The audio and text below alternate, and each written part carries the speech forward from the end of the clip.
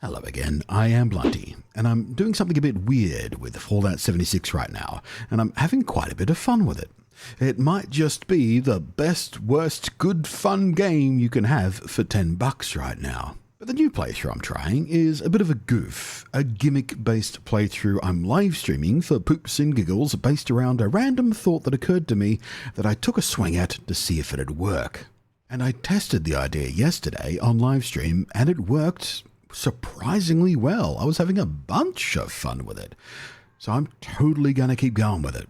And so that brings us here to this video. I wanted to share the idea and get some feedback and ideas for it from you fine folk. Let me tell you, it's so weird to be talking about Fallout 76 in a positive and enthusiastic light in 2024, but here we are. Also, as I alluded to a moment ago, it is on sale for the Steam seasonal event right now that just started, which means it's 75% off. And at 10 Yankee Doodle Biden bucks, that's a real cheap way to pop into it on PC right now. So, the challenge run playthrough idea I wanted to tell you about, and ask you about, goes like this. I'm calling it The Legend of Zelda, spelt phonetically like I say it with my Australian accent, Breath of the Scorchbeast. Because if you've played Fallout 76, you know literally the Breath of the Scorchbeast is a major sort of plot point. So I thought I was being all kinds of clever with that name. Now, if you've seen a couple of my recent Fallout-related videos over the last week, you'll know I've popped back into Fallout 76 for a couple of curiosity-based reasons. I'll link those videos in the down below if you missed them, but as I was playing this week, both my armor and my main weapon broke simultaneously in rather a vital moment, and it made me think about the equipment condition and degradation systems in the game, and what it has in common and doesn't have in common with another game that introduced a similar system around about the same time. Both Breath of the Wild in 2017 and Fallout 76 in 2018 both introduced controversial and heavily fan-debated weapon durability systems.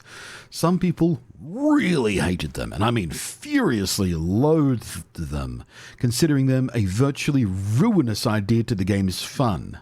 I, however, really liked it in Breath of the Wild, as it forced me to always be dynamic, always switch around what weapon I was using and when, always having to try combat with new approaches, new ways to adapt and stay fluid, to keep certain weapons in reserve for certain fights that I knew would just work better that way. It was fun. Sure, I get why some people are annoyed by it, but I do think it worked really well with the game.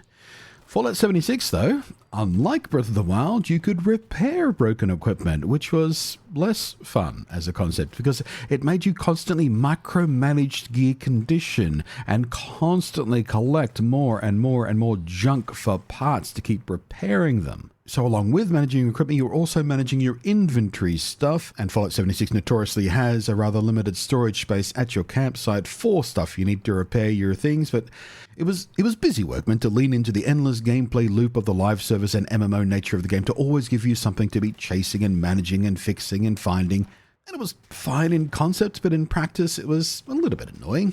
Not ruinous, but certainly not one of my favorite parts of the game. But as my weapon and armor broke in a rather key moment, a dangerous moment, a life-threatening moment, the idea occurred. An idea you might already be thinking about as I've fed you the context for it. What if Fallout 76's gear breakage worked like Breath of the Wild does? And thus was born the rule set of my new playthrough. Rule number 1, no repairs, ever. When a weapon or armor piece breaks at 0 durability, it just gets discarded, just like in Breath of the Wild. We scavenge only.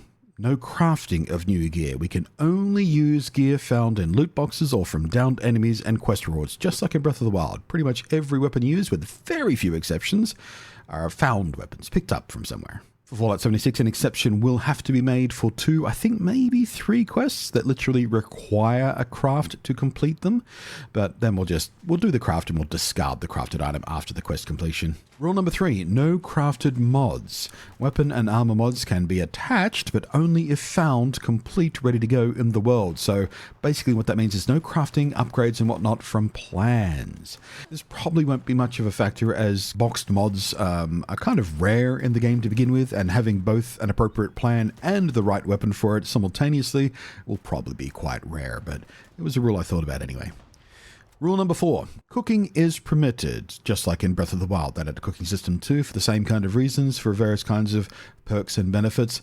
But we can only cook from gathered and purchased ingredients only. So basically what we're saying here is no setting up food farms at camp for endless free supplies whenever we need it. We must scavenge everything we need for cooking. And that's it. 4 core rules. We have been and are going to be making calls along the way on other stuff I haven't quite thought about yet. Generally just staying within the spirit of things as much as practical.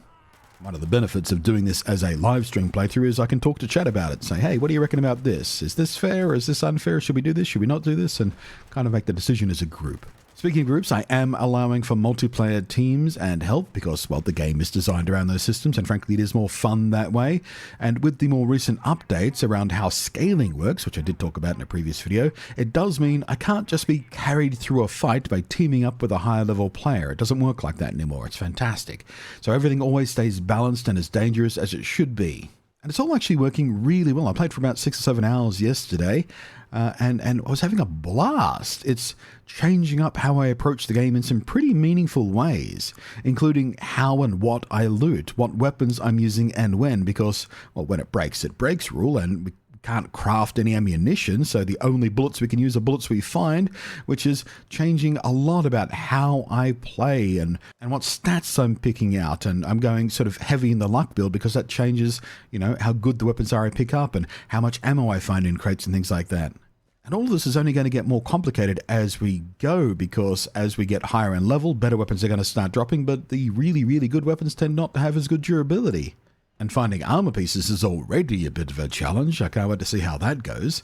And also, not looting every roll of duct tape or a box of springs feels really weird, man. It smashes against my every loot goblin instinct in this game. I'm constantly having to stop myself from filling up my inventory with this junk that we'd ordinarily need in Fallout 76, but I just have no use for this time around. It's doing weird things to my brain, man.